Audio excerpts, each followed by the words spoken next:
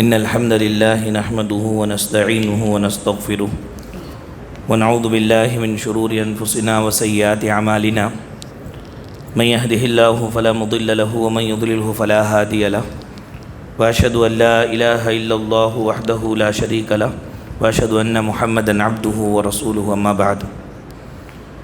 محترم بھائیوں، پیاری ماں اور بہنوں، الحمدللہ ماہ رمضان شروع ہو چکا ہے۔ بڑی برکتوں والا مہینہ، رحمتوں والا مہینہ، مغفرتوں والا مہینہ۔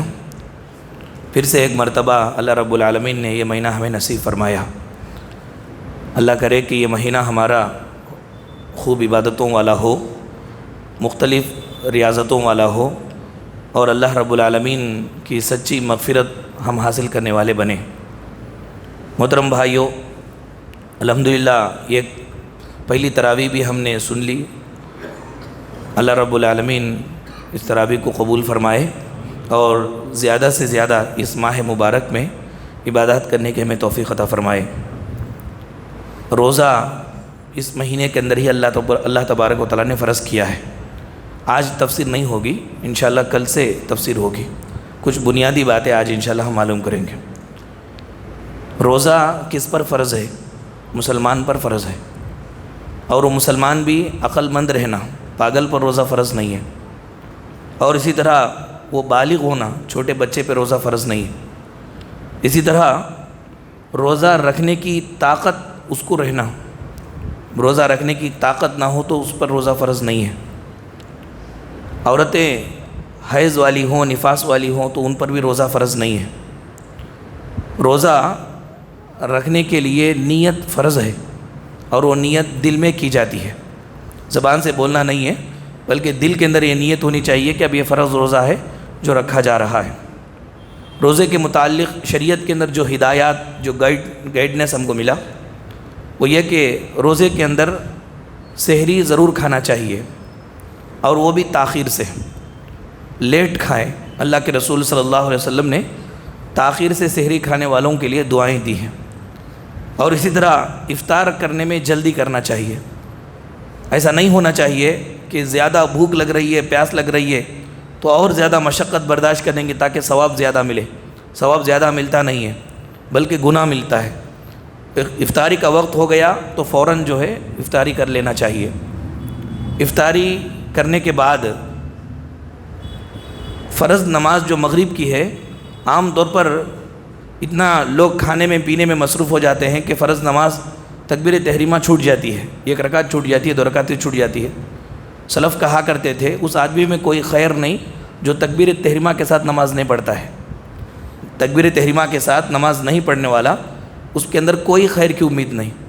تو تکبیر تحریمہ نہیں چھوڑنا چاہیے، بلکہ جلدی جلدی افطار کر لیں۔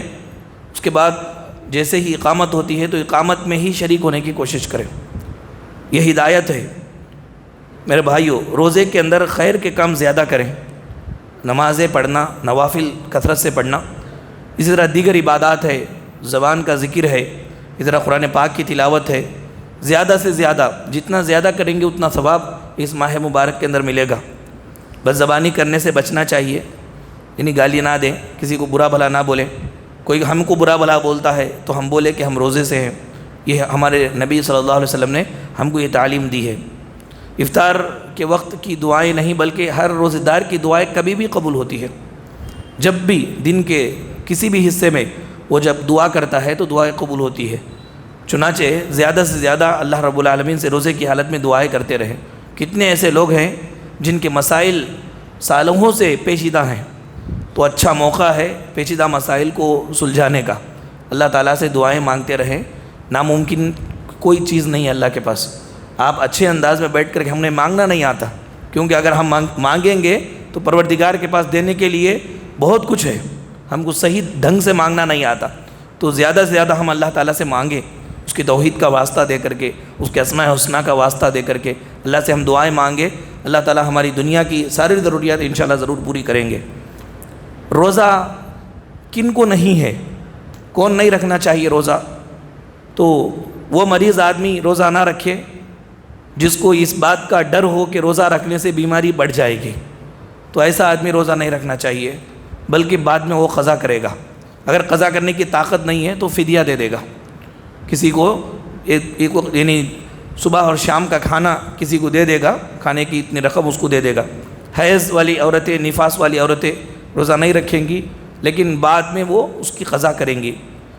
حاملہ عورت اور دودھ پلانے والی عورتیں یہ بھی روزہ نہیں رکھیں گی، اگر بچے کو نقصان پہنچنے کا اندیشہ ہو تو روزہ نہیں رکھیں گی۔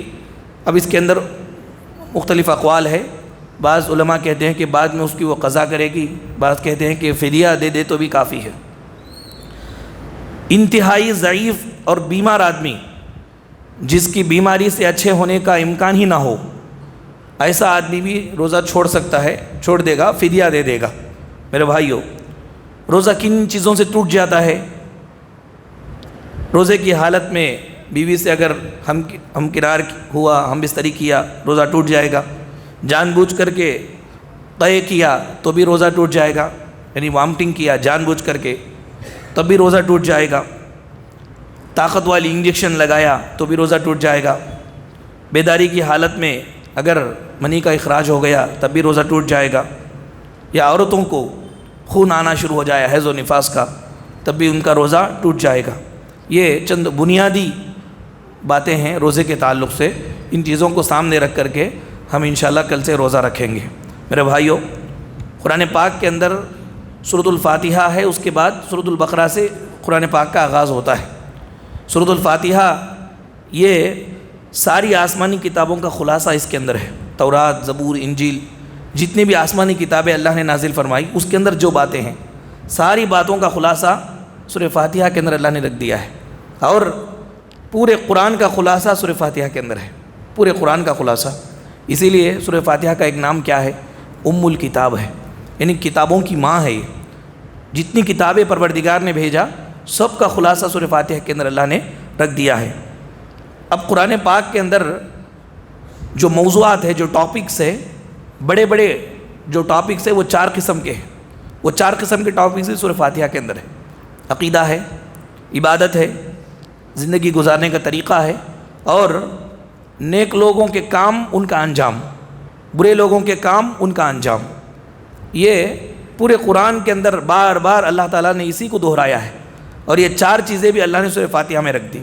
عقیدہ، الحمدللہ رب العالمین، یعنی ساری تعریفیں پر اس پروردگار کے لیے جو عالمین کا رب ہے، یعنی وہ ایک رب ہے، یہ ہمیں عقیدہ ہونا چاہیے کہ اللہ تعالیٰ ایک ہے۔ اور عبادت کے اندر ایاک نعبد و ایاک نستعین ہے، یعنی اے پروردگارا ہم تیری ہی عبادت کرتے ہیں اور تجھی سے مدد مانگتے ہیں۔ آپ دیکھیں قرآن پاک کے اندر مختلف چیزوں کو بتا کر کے اللہ تعالیٰ نے عبادت ہی کرنے کا حکم دیا ہے۔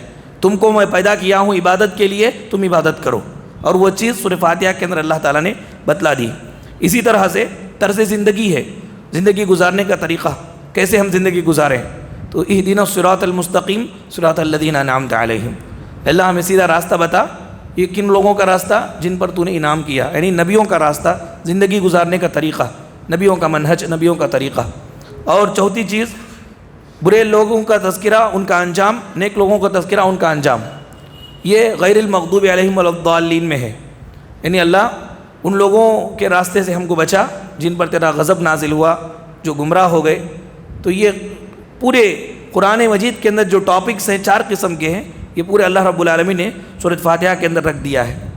بنیادی طور پر 6 سوالات ہم کریں، غیر مسلم لوگ زیادہ سے زیادہ یہ سوالات ان کے ذہنوں میں آتے ہیں، ان کے پاس اس کا جواب نہیں ہے، لیکن سورۃ فاتحہ کے اندر اس کا جواب ہے۔ 6 سوالات اپنے آپ سے کر لیں۔ پہلا سوال یہ کہ میں کون ہوں، تو سورۃ فاتحہ کے اندر اس کا جواب آپ کو ملے گا کہ میں عبداللہ ہوں، میں اللہ کا بندہ ہوں، اللہ تعالیٰ کی بندگی کرنی ہے مجھے، ایاک نعبد و ایاک نستعین میں اس کا جواب ہے۔ دوسرا سوال ہم اپنے آپ سے یہ کر لیں کہ مجھے کس نے پیدا کیا ہے، پیدا کرنے والا میرا کون ہے، تو جواب ملے گا کہ پیدا کرنے والا اللہ ہے، پیدا بھی کیا ہے، تربیت بھی کر رہا ہے، الحمدللہ رب العالمین۔